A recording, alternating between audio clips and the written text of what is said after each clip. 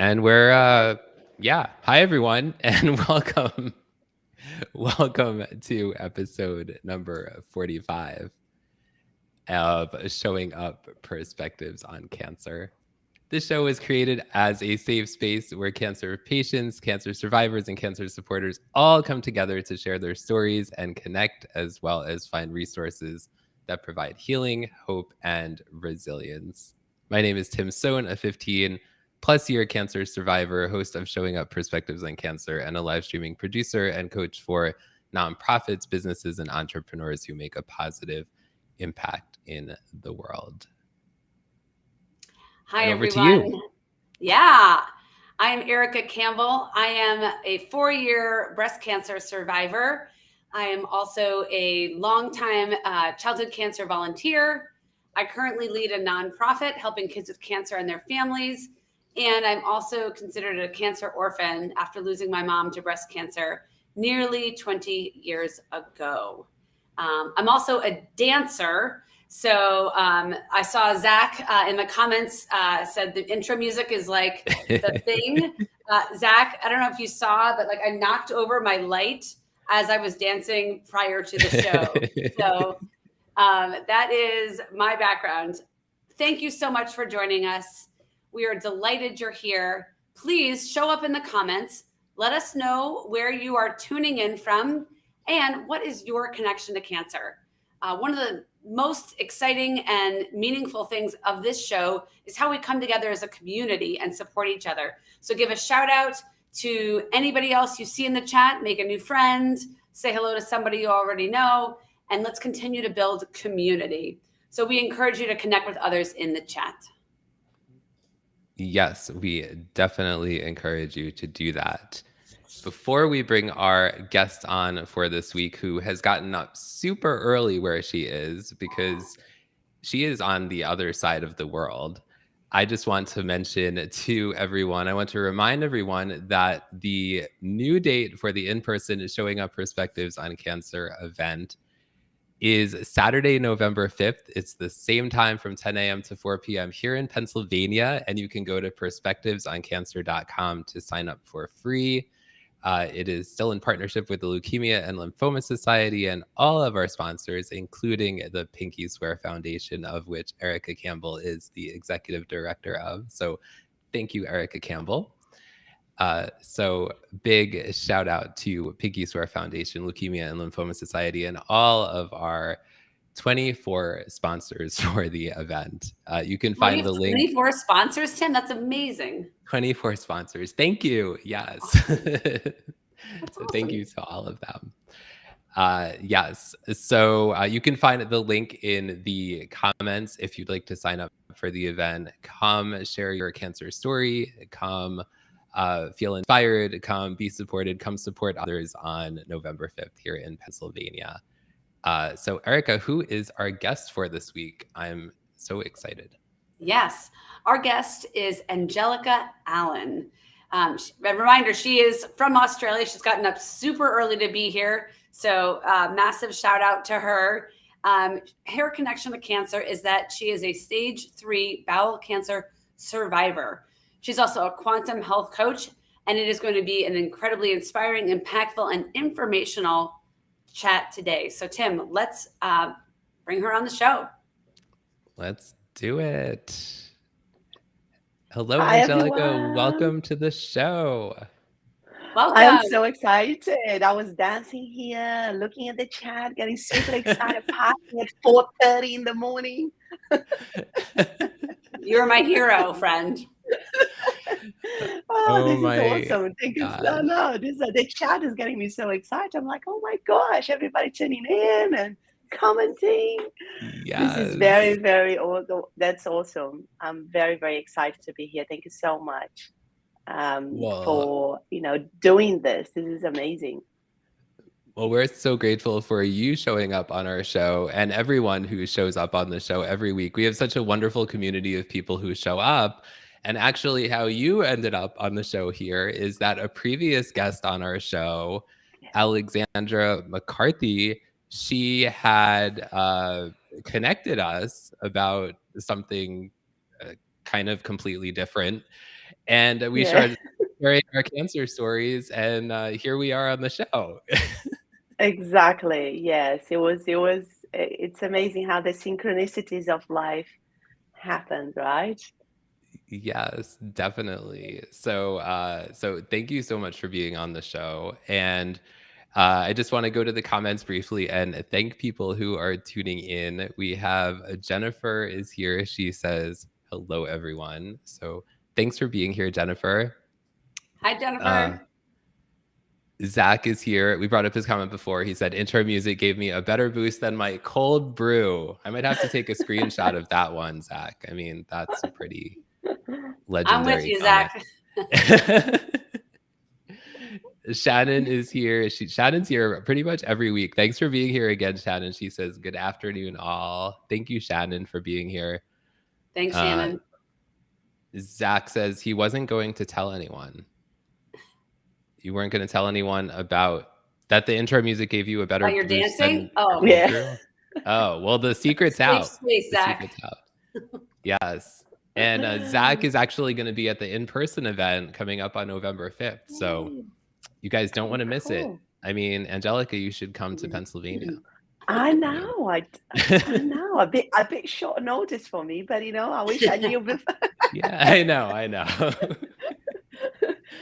It might take all that time to get all the way there. Right. It might. Jennifer says she's a 13-year breast cancer survivor. So way to go, Jennifer. Thank you for sharing, Jennifer. Zach says his connection is he has family and friends who are battling and who have battled, and one just recently that hit him pretty hard. So sending you love, Zach. Love for sure.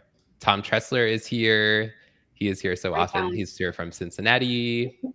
A LinkedIn user is here. LinkedIn user, let us know who you are. He says he is in DC and he's worked in oncology, genomics on the scientific side, and would like to be more connected on the human side. Well, you are in the right place. We get pretty human here. Yes, absolutely. Yes. I used to live in DC, so shout out to our nation's capital. Yes, definitely. Ivan is here. He says, hi, Tim and Erica. Welcome, everyone, and high five. Well, high five right back to you. High five. And Elise is here from South Africa. Welcome, Elise. Stefan is here to supporty. Thank you, supporty. BFAM. That means brother from another mother. Thank you for being here. Stefan's my good friend. Thank you for being here, Stefan. And Zach is saying no, that Erica knocked over the light. Well, she did a great job doing it. So yeah. Okay. Anyway, thank you everyone for showing up. And just one more. Rich is here again. Thank you for being here, Rich. He says he's a 4-year survivor of stage 4 colorectal cancer and sitting in the chemo room with his mom for breast cancer treatment right now. Wow, Rich, thank you so much for being here. And we're sending love to you and your mom right now. 100%. Wow. Whew. Wow. Anyway, well, I'll kick off, Tim. I'm excited to hear from Angelica and tell us more about your story. So, Angelica, you are a bowel cancer survivor, diagnosed in 2018, and we discovered you and I got diagnosed almost the same month, perhaps like a week or two apart in 2018. Yeah. Take us back to life for you before cancer. What was your work life, and what was life just in general like before cancer? Wow. When I embodied it, old Angelica, I feel a lot of compassion for that person. I was working, stressed, out to the bone, like so stressed out all the time.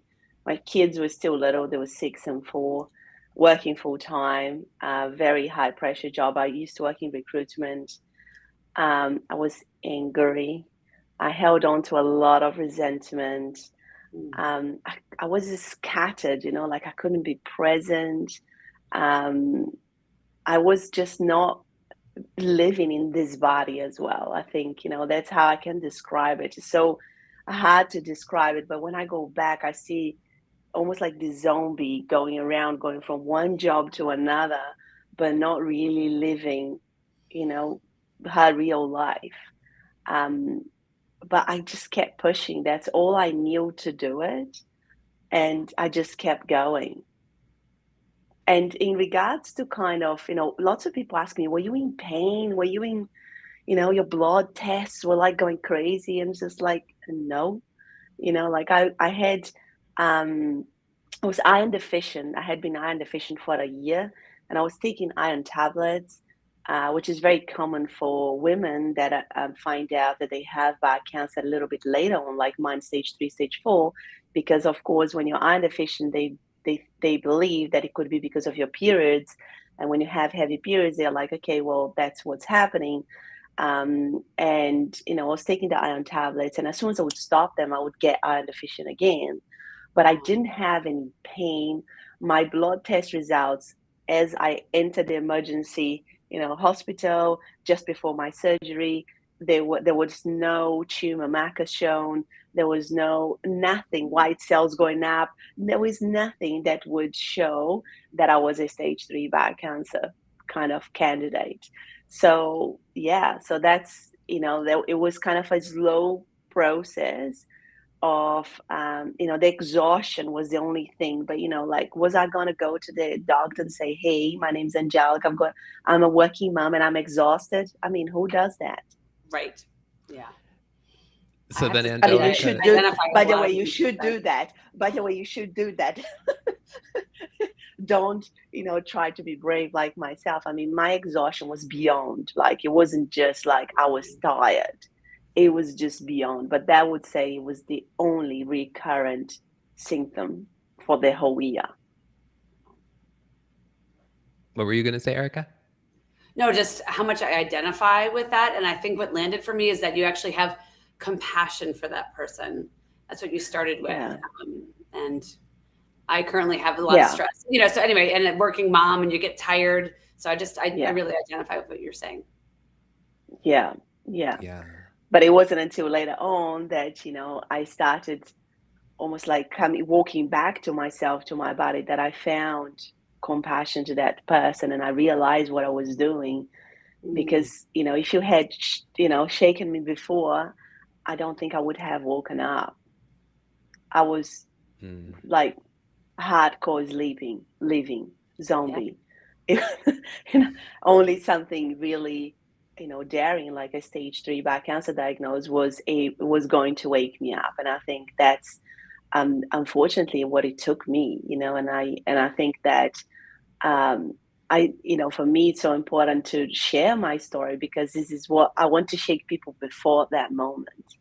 There is so much we can do before that moment, that, even if I had done that, 6 months earlier, it could have been stage 2. I mean, there were so many things, but we just, we still live in a society that keeps pushing, that, although there is a lot of talks about mental health and, preventative health and looking after ourselves, the reality is, I think there is still so much pressure, to accomplish more, to do more, to become more, that it takes an enormous amount of courage to go, I'm done, I'm exhausted, I feel I'm burned out, I'm gonna go to the doctors and say, I'm a mom that is beyond tired, please help me, and let's investigate this further. So, that kind of thing, that although I think there is a lot more talks about in our society, and I think it is really taking responsibility, each of us, to go, enough is enough. Yeah. Thank you for saying that. Does that resonate with you too, Erica, as a mom also? 100%. Yeah. And, not to get, this isn't about me, but just that race, that rat race that I feel like I get caught up in. To be honest, Angelica, I feel like you're actually taking me by the shoulders right now personally and shaking me a little bit, because your story lands. We have kids about the same age. And I was sharing with Tim before the show, like, I've been just like pushing for the last several months, and it's wearing me down. So I just thank you for saying that. And I'm going to be listening extra hard as a working mom today. Yeah. Oh, Amazing. Beautiful. So Angelica, you were saying that you were really tired, but then how did you actually find out that you had cancer? So because when and I had this iron deficiency going, this anemia, as soon as I stopped taking the iron tablets, my doc, and I would get anemic again, my doctor said, okay, well, we need to investigate this. So I'm going to refer you to the gynecologist and to the gastroenterologist, to see, what can we do about both, kind of matters because if it's because of the heavy periods, the gynecologist can have a look at it, and the gastroenterologist, I think, we need to do that because by then I would say my bowel movements had started changing a bit, and she was, concerned about that. And about 2 months before my diagnosis, um, I kind of started feeling really, really like really beyond exhausted and still keeping pushing through. And I kind of started feeling generally not well. And there was this day that I woke up. I had my husband's aunt visiting from the UK, and she kept saying to me, "You need to go to the ER. You need to go to the ER. You need to go to the ER." And I thought, what are they gonna do? Like seriously, like. And it was my daughter's birthday, and on Friday I spent the whole day organizing the birthday, making cakes, all that stuff that moms do. And I braved the party. And as soon as the party was finished, I had in my mind, I woke up on that day, I couldn't eat. I didn't feel like eating, and I am a good eater. I eat a lot. So I thought there is something not right with me. I just literally can't eat. And I said to my husband, "You need to drop me at ER." And when I got dropped off, they were like, I look like this, and they were like, "What's wrong with you?" Which they have to do. It's their job. They need to screen people for, they said we get people with, pains in their tummy all the time, but it turns out that it's mental health related. We can't fast track you to do a colonoscopy. I know you're waiting, and all that kind of stuff. And then after an hour of literally grilling me, this doctor said, "Okay, I'll put you through the CT machine," because they don't want to put you through the CT because it's radiation. They want to make sure that they're doing the right thing.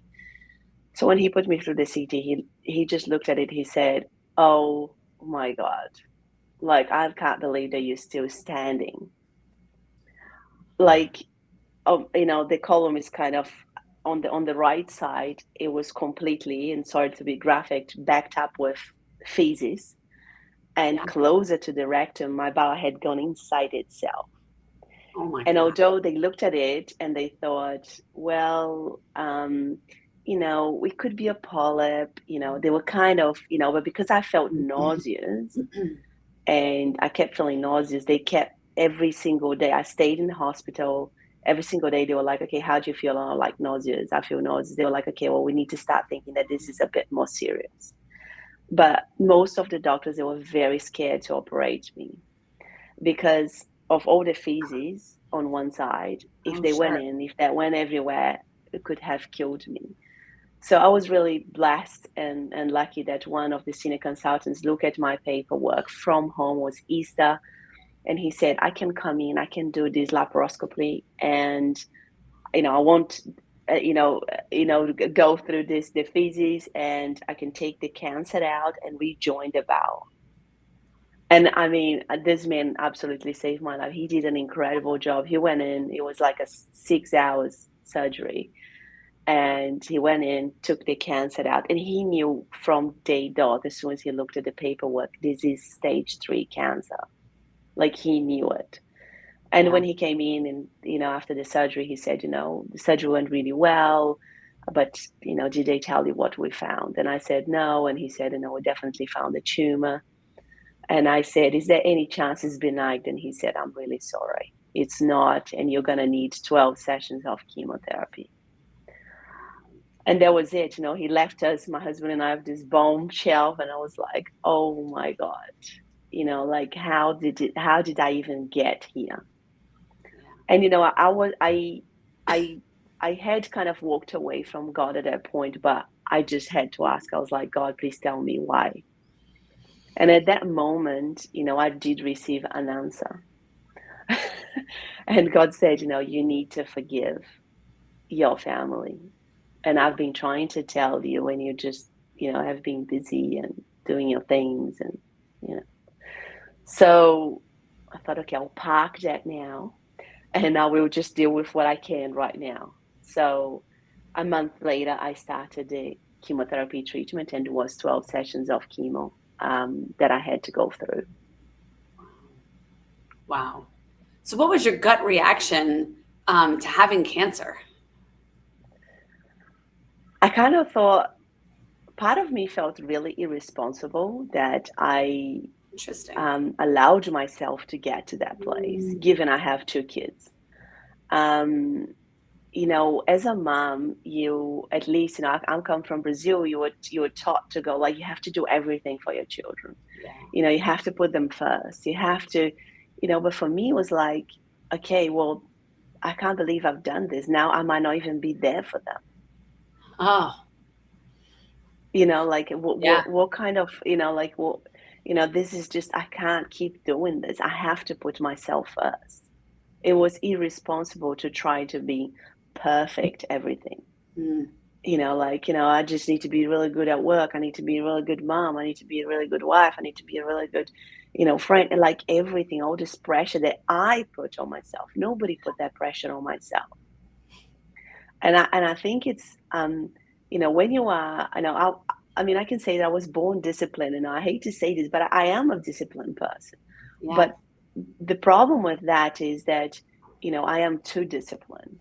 And, and I think people like me, you need to remind yourself that being too disciplined, it can be to the detriment of your health, your happiness, you being a good mom, a good wife, because we're so focused on, just doing things from one thing to another, from one thing to another. And you get so caught up on that you just miss your whole life. Yeah. Some really impactful words. And I'm just looking in the comments here. Mom guilt. Mom guilt Yeah. is a renewable resource that could power the earth for a week. Oh my Yes. God. For I sure. know. Yeah, right? Yeah. Yeah. That's where I'm Yes. like, everything you're saying today is like landing for me. We're in the season here in the US where it's the start of the school year and there's just a lot of Yes. pressure and guilt and, anyway, yeah, it's a lot. So thank you for saying And that. also Yeah. I thought that for, like I never cried in front of my kids. I was always strong. And I remember when they came to visit me after my emergency surgery, and my daughter, who was 4, it makes me want to tear up when I say this. She arrived in the hospital and I was really trying to not cry. And she said to me, "Mommy, what's that water in your eyes?" And I thought, oh my God, she's 4 and she has never seen me cry. What kind of like thing I'm teaching her here? Like this is just not reality. Sometimes you have to cry and it's okay. Sometimes life doesn't go our way, and we need to teach that to our kids, I believe. And I didn't want my daughter to become like who I was. I needed to teach her, and of course my son as well, to put themselves first. Yeah. That is incredible. So for me, there was that gut feeling. But no, I think a lot of people say like, oh, but you felt you almost like had this added pressure that you were so guilty about, not putting yourself first. But it's not that. I just took responsibility for what I had done.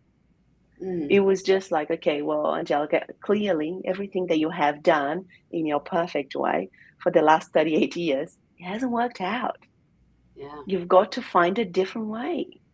You really have to find a different. You can't keep going on this train because we know where this train is going. Yeah. So for me, that was the gut feeling. Yeah. I think the community here, I can see in the comments, also really relates to that. Yeah. Yeah, I want to show some of these comments. Zach says, Angelica, once again, your raw honesty, especially from your reflections, are invaluable for others. Thank you for sharing. You rock as a mom and a warrior. Oh, thank you. Jennifer says, I can most certainly can relate to this, Angelica. Yeah, Jennifer, me too. Yeah. Yeah. So Angelica, before you were talking, you said you went through, did you say you went through 12 weeks of chemotherapy? 12 sessions of chemotherapy 12 was every other sessions. week. Yeah. Oh, So I okay. had a pick line, and I would go to the hospital on a Friday. I spent 5 or 6 hours there receiving um, the liquid gold. I think it's very important that despite all um, all the press and the talks about chemotherapy, I read a book is called "You Can Conquer Cancer" from a cancer survivor from 1975 who had bone cancer and he came back and he amputated his leg, and he's in Australia actually, and it's an amazing story. Mm. And I used to go to the hospital thinking, oh my God, this chemotherapy is killing me. Oh my God, there's so much poison. Oh my God, and as soon as I read his book and he said, whatever choice you make, you've got to make peace with your choice. It's Mm. important that when you sit at that chair, you go, this is liquid gold. This is saving me. And from that moment, I just had so much, came to peace that was my decision. That's what I did, and that was what I was going to do and finish. Because I think there's so much pressure, as soon as you tell people I've got cancer, they go, oh, and then you say, I'm going to do chemo, they go, oh, Oh. which is Right. such a not helpful reaction. Right. Totally. And you're like, thank you. Yeah. Add it to the list of awkward moments. Yep. Exactly, yeah. And so I'll come home with a little pump that would be injecting chemo in my system for 48 hours until Sunday. It was pretty full on. So in the natural world, my the chemotherapy that I had, it's called 5FU, and in the natural world they call it 5 feet under. Not a very nice name, No. but that's how it is. I mean, I understand, and I've read so much about conventional and natural, and and I have a very good understanding of what I did. But I think for me, it was very important to take control of what I could control and change everything that I could along the way. Mm. So by the time I finished the 12 session, I had a beautiful oncologist nurse that would always look after me. And he said, wow, Angelica, this is so great. You finished the treatment, it's so great to finish the 12 sessions. And I said, why? Like nobody else finished the session, like the 12 sessions? Not really. In 8 years of oncology, I've seen 4 people being able to finish this treatment. And I'm like, why? And he said, well, because it's a little rough and they start feeling unwell and finish the treatment. And I was like, Mm. oh, it would have been helpful to know that at the beginning. No, I'm just joking. Better not to know. Yeah, exactly. Better not to know. Wow. So Angelica, you had conventional treatment, the chemotherapy, but you also made some changes to your habits, both physical and emotional. So tell us a little bit about that, and how important do you think it was to to your overall health? It was everything. It was Mm. absolutely a game changer. So I started changing my diet because it was the easiest thing, right? Like I started kind of devouring books on nutrition and cancer, just nutrition in general, nutrition and living a long life. For me, it was all about, okay, I'm just gonna erase everything that is on my board and I'm gonna start all over again. Wow. And slowly I started changing my diet alongside with my kids and husband. I did Mm. not only change my diet, I changed their diet as well. And so basically, organic foods, whole foods, plant-based, and just really focusing. I remember being so focused on each mouthful because I had 2 weeks to recover from one session to another. And at the beginning, I had many delays, like your platelets are low, your white cells, and all of that. Yep. And I knew that food was going to help me, and it did. So instead of getting weaker and weaker with each chemotherapy session, I got stronger and stronger. And I Oh. was able to finish treatment feeling stronger than I started.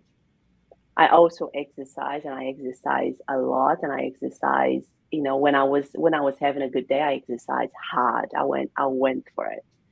So it was very much like every day I would wake up, I did not work. I stopped working for the time. And I think that was really important to really, take that time to focus on myself fully. And I would wake up in the morning and I would be, what will I eat today that would heal my body? And I would just be focusing on that. What will I listen today to help my mind? And what will I do today, like to heal my soul? And I would just be doing this every day in, day in, day out for 7.5 months. I started meditating, doing yoga, um, and really diving into, all the issues that I had, emotional issues around, holding on to anger, being addicted to stress, and really kind of going down that whole, I know you can say like almost like it's a rabbit hole because there's no end to it. There's so much, you have to, or work that you have to undo. Like, what, like, I need a new person here. So slowly I started changing everything that I did, being very conscious about every thought. And every day that I changed those small habits, the effects of it started compounding big time. Wow. Yeah, the power of your mind really Yeah. affects your body. Wow. Yes, definitely. Yeah. Yeah. Yeah. And just a quick follow-up question. Do you think you replaced the intensity of like your work and your attention on your children with like this intensity on yourself? That's what I'm hearing. Okay, so I'm a person, I am a focused person, like I am, like I said, for me, it was like a project. I saw myself as a project. Like I need to, change my life. And there is nobody that is going to do that work for me. But when you say about intensity, like I was very much connected to my body and I am still very much connected to my body. I would spend a lot of the days in bed all day. I mean, chemotherapy is brutal. Like what I went through was like the first session, I couldn't get out of bed for 5 days. I mean, it was no joke. Wow. Like, I'm not going to paint that it was an easy journey here because it wasn't. Yeah. But so some days I only had energy to prepare my food. So when I say small habits, I'm talking about like some days I had just energy enough to go around the block, but I did it. Yeah. And guess what? That was so important. That was so important for my body. That was so important for my mental health. That was so important for my spiritual health because I felt nauseous 24/7. Oh, that's hard. I didn't feel very well, and I had like a 1 minute relief just after I ate something. And every side effect that you have, you go to the oncologist and they go, okay, so any side effects? We got any constipation, diarrhea? And you go like, oh, I've got constipation. They go, okay, here we go, another pill. Have you got any pain? Here we go. I mean, look, they have to. That's the work that they're doing. And I, my oncologist said to me, you are young. There is no family history. It's not genetic. I'm going to give you the strongest chemo your body can take because that's my job. So I feel blessed for everybody that came in my life. I'm not here to say the conventional medicine, of course there is lots of things that they need to improve, but he was doing the best he could. So, Absolutely. but as soon as he would say that, you can just, here we go, another medication. I would come home and I would research what can I eat, to help me with that. Wow. So there was so small changes. And yes, I read a ton of books and I really focused on my healing. And I started putting myself first. But if I hadn't done that, like after the 12 sessions, my body would have been like, I can't even imagine. Yeah. Wow. So everyone, we are here on Showing Up Perspectives on Cancer with Angelica Alen as our guest today. And she got up super early for this show. So definitely show her lots of support in the comments. And let us know if you have any questions for Angelica in the chat. So Angelica, what role has your family played in your cancer journey? And how did you tell your children that you had cancer? it was tough telling the children. The hospital really helped us with giving us some books to explain exactly what was happening. We didn't want to lie. We wanted to be real because, I went from this person being, to being in bed a lot of the time. So they Yeah. saw that. And, we told them, look, mom's going to go through treatment. It's going to be really tiring. I'm not going to feel very well sometimes. It is serious, but, we are doing the best we can. And we kind of really kept in communication with them. I ended up in hospital for a week, like literally almost dying during treatment, which was very, very hard. I had a bleeding that did not stop, and they could not stop the bleeding. And it was hard because the kids couldn't come in the cancer ward. And afterwards, I took them to see a psychologist to make sure that they were okay. And my daughter is still, sometimes she feels like, I can't sleep because I keep thinking that, you and dad might die, and what am I going to do? And my brother, where are we going to go? So, they were very, very young. They were 6 and 4. My son doesn't remember that much. But for me, it was very important that they saw me doing everything I could each day to survive. For me, I just, if anything happened to me, I needed them to have an image of me. She tried everything that she could. Oh. Well, I'm certain you inspired them, and I'm certain you set an example that will sit with them for a very long time. Yeah. Yeah. Okay. Well, and my husband, I must say that my husband was amazing. He looked after me for 7.5 months. He was incredible. He did everything. We don't have any family in Australia, so it was very difficult for him. He was working, looking after the kids, looking after me. And he's just my rock. He's the love of my life for sure. Yeah. Oh, okay. Shout out to all the husbands and caretakers and supporters out there. Totally. Oh my gosh. Yeah. Yeah. Wow. Well, Angelica, no matter how much it sounds like that journey was challenging for you, what do you think was the silver lining in all of it? Gosh, so many. I think for me it was just waking up to life. Just becoming conscious about creating the life that I wanted to live. Being courageous enough to say no to things that didn't serve me anymore and creating a new version of myself. And really walking back to myself again, to my body. Like I said, I have such a strong connection with my body today. When I say this, I can feel in my body. Wow. I've never lost that connection. I keep, I practice all my habits every day, like just in a better way and more efficient way these days.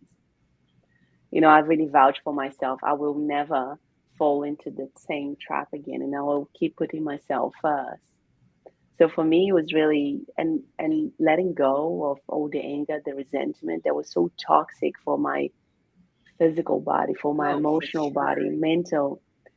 And I think, now that I work with people, I see so many people have difficulties in letting go, their story. And, we all have gone through things that were far from ideal. Yep. Perhaps in the societal terms, some more than others, but we were never promised to come here and have a perfect life, and everybody, we're all gonna go through something, and it's a matter of how we react to things. And for me, before was reacting with anger, resentment, stress. Now I've really focusing on how am I reacting to this. That's amazing. I mean, I know we've just met, Angelica, but I cannot imagine you as somebody holding on to anger and resentment. You really have transformed. That's not the vibe I think all of us get here. So kudos to you for doing the hard work to let go of those things. And I know that's not easy. Yeah. Tim, we had a question I see from Zach. Yeah. Do you want to? Yeah, we actually have 2 questions, but let's start with Zach. Zach says, my cousin has not told her children how serious her cancer is. She is hoping her treatment study she hopes to get in will help her before she needs to tell them. What do you think about that? I would say it depends also like how old they are. Yeah. I think being honest with you, I think it's important because, and even the word cancer, if they're really little, for us was about, the books that we got from the hospital, they talk about like the shock chemo and things like that. The word cancer, it's a little bit tricky because you don't want them to go to school and say like my mom has cancer and somebody says to them, oh yeah, my granddad died of cancer. And you're like, and then Right. all of a sudden your kid is freaking out.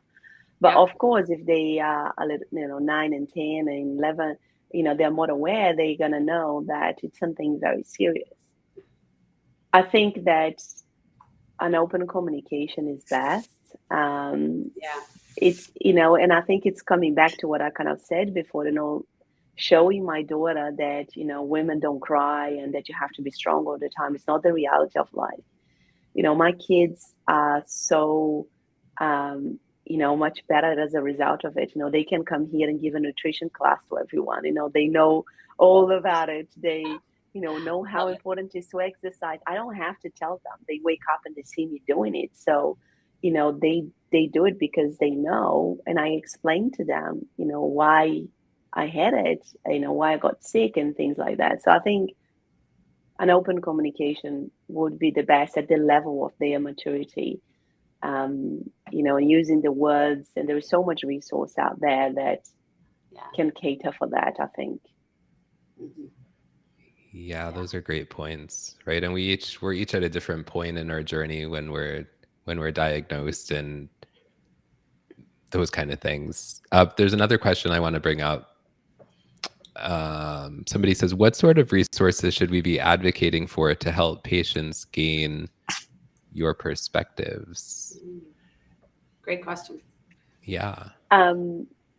So do you mean what resources like that I believe that will be helpful for patients, or just my own resources? That's what it sounds Or it'll like. be helpful for, yeah. I guess what kind of resources were helpful for you in when you were diagnosed? Yeah.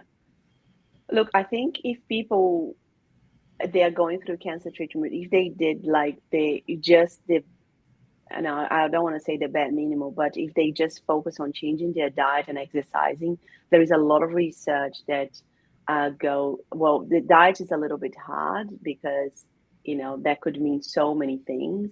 But, I really believe in the plant-based diet for the cancer patient. I don't think it's the answer for everybody. But and exercise, there's a lot of research these days on exercise as well. So, and look, there is I sat on a conference about, what should we do to help people to, change their lifestyle, around the cancer. It can get so complicated in conventional medicine. We had a room full of physiotherapists and nutritionists saying like, but we don't know what exercise we should give them, and like go for a walk around the block. Like don't overcomplicate things. Cook meals at home from scratch. Don't overcomplicate things. Like that's, if you did that, I think you will really feel a massive difference in your health, even though you're going through cancer treatment. My diet is now a lot more stricter than it was during the treatment. Like, so do you know what I mean? Like, you don't have to be, because I wanted to change together with my kids. I didn't want to just change everything overnight. So even if you make small changes, will definitely compound into a massive impact. Mm. Right. Thank you so much for sharing. And I just want to acknowledge a few people who have shown up recently. Scott Samuel is here, so thank you for being here. Maria is here. Hi, Thank you Maria. for showing up. Yeah, thank you. Mark Kagayama is here. Thank you for being here, Mark. Hi, Thanks Maria. for all your comments. So Angelica, I'm curious, when did you start sharing your cancer story, and why did you start sharing it? So I went back to my normal corporate job after cancer treatment. Was a year in treatment, and everything that I did, surgery and everything. And I thought, I just need to go back to normal life and see how I fit in again. And, it's like almost like after you have a baby, you kind of have to go back to work. This is it, normal life. And I worked in recruitment for 10 years. So it wasn't just a job. I loved what I used to do. But as I started working, I didn't feel fulfilled anymore. And that, became another part of my healing. I'm like, I can't come into work every day and not feel happy. And besides, you spend your whole day speaking to people that are not happy, right? Because that's what recruiters do, and I'm not happy about totally. my agenda. I know. And I'm like, oh my God, I can't do this. And, for me, it was very apparent that I needed to heal that part of my life, that I needed to be doing something that got me excited every day, that I was happy about. So I started doing interviews on YouTube with cancer patients because I wanted people to know that there was a light at the end of the tunnel. People that, have done different things and conquered in different ways. And then the more I did that, the more I got excited about sharing my story. And because the cancer world can be so negative, and it doesn't have to be like that. It doesn't have to be like that. I mean, I truly believe now we're all going to die, and we're going to die of something. Yeah. Right. So it's a matter of like what we do and how we respond to whatever we're given. And cancer is just one of the things. Yeah. You could argue that having, diabetes is, is bad. You're still taking medication every day. You're having poor quality of life, and all of that. So it's just that the energy, and I saw Scott saying, sometimes it's too much for close friends or family. I mean, it's really, really difficult. Some people can't take your own diagnosis. And for me, it was very important that I didn't spend any time or energy trying to consult them, because I didn't have that time or energy during my treatment. So I think that's a very important part of the, the process. So anyway, back to the question. So then I started sharing my the interviews, and I thought, I just kind of really had an epiphany. I need, to help that old version of myself, that for that person not to get there. It was really important for me that, I could save somebody not to go through what I did. The chemotherapy, all the suffering that comes physical and emotional for you, for your family. And I started sharing my journey part-time, still like, not sure what I was doing. And then we went on holidays for our summer break, and I felt so much energy by doing that work during my holidays that I thought, that's it, I'm going to go back. I told my husband I'm going to resign, and he's like, really? And I was like, really?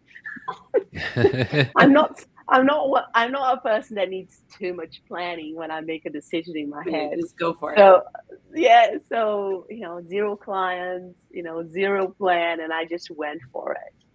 And yeah, it's been such a blessing. I've been able to help so many people around the world with different things. It's not only about cancer, a lot of physical issues, emotional, mental issues as well. And for me, it's all about helping them to do what I did, which is changing their habits. Because once you start changing your habits, you change who you are, and what you think, and what, how you react to life. And the more you do that, the more you become, this new version of yourself that is more conscious, that is, embrace health and happiness and joy, and start creating the life that you want. Yeah. Wow. The power of choice, right? Yes. Speaking of choices, it sounds like you've chosen to celebrate along the way. So how have you celebrated your wins in the cancer journey? This was a really interesting question. Like when I was preparing, I thought, wow, what should I say about that? I had a peak line, and I couldn't have a shower, or I couldn't go in the water, and I'm a water baby. So we have a pool. So I couldn't go in the pool. So when they took my peak line in, I went in the pool and I stayed under for as long as I could. Soak it all in. I know. I was just like, oh, this is just so good. Yeah. Well, it's like today's quote here: enjoy the little things, right? Exactly. Like just Love being it. underwater. Yeah, when you couldn't. Yes. Yep. Love it. And going to the beach and going in the sea, which was amazing as well. But we also went to Europe as a family. We hadn't gone back to Europe for 10 years since we moved to this side of the world. I don't know. I think when I looked at that question, for me was celebrating, being grateful every day. I think for me that became a practice, and it still is. And putting things into perspective, it's something that I practice as a habit. It's so easy to get caught up in, oh, I want this to happen, I want that to happen. What about this? What about that?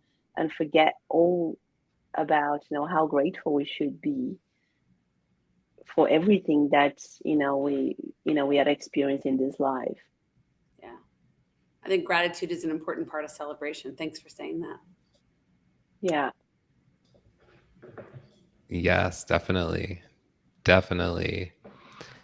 So, Angelica, this is the last question, and this is the question we ask every week on every show. So, Uh-oh. Angelica, what is your perspective on cancer in one word? Embrace is my word. Embrace. Embrace. Embrace. What do you mean by that? People talk about cancer a lot about, we have to fight cancer. I never fought my cancer.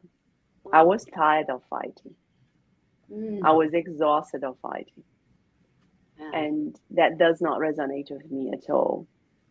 For me, it was about embracing the cancer as being an opportunity for me to see what was wrong in my life and what I need to change. It was an opportunity. And I know sometimes it's really hard to see it like that.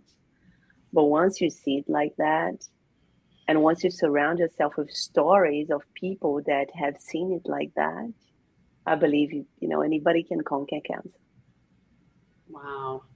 Yeah. I'm with you, Zach. I thought hashtag embrace. That's really, really powerful and beautiful, Angelica. What about Tim? You, Erica? Oh, yeah. As I say. Well, the word that came to me before you said embrace was related, but it was more, the word that just came to mind was holistic. And what I mean by that is, I heard you talk a lot about, obviously the conventional therapies, but then there was dietary changes and mental health changes and releasing anger. And it was not just, sort of the conventional piece. So for me, it was like this holistic story of all parts of those were important to your healing journey. And so that's the word that landed for me today. And I, again, stress and fear and all of the things, compassion, empathy. It was my word's holistic this week. Thank you, Angelica, for inspiring that. All right, that's beautiful. That's exactly what it is. Yeah. Yeah. And then you get to embrace all of it, right? And the good, the bad, the ugly. Exactly. Yeah. Hashtag embrace. And embrace change. Oh. Ooh, mic drop. Yes, exactly. That's the mic drop. There's always at least one. Yes. Tim, what's your word this week? Are you sticking to your same word or are you changing? This week I'm going back to community, because community is how this conversation happened today.